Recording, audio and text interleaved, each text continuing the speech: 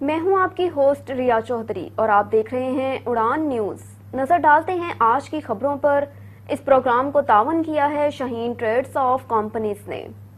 वज़ीर आला पंजाब हमजा शहबाज शरीफ बेआसरा बच्चों और बच्चियों को ईद उल अज़हा की खुशियों में शरीक करने के लिए SOS विलेज पहुंच गए। वज़ीर आला बच्चों में घुल मिल गए। उन्होंने बच्चों और वहां के स्टाफ को ईद की मुबारकबाद दी और ईदी भी दी। वज़ीर आला ने लाइब्रेरी और कम्युनिटी सेंटर का दौरा भी किया। वज़ीर आला ने ऐलान किया कि SOS विलेज में मुकीम बच्चों की सहूलत के लिए सोलर पैनल देंगे।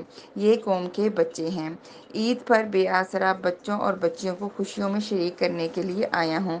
और उन्होंने मज़ीद कहा कि अल्लाह ताला से दुआ है कि अल्लाह ताला इनको अमली ज़िंदगी में कामयाब करे।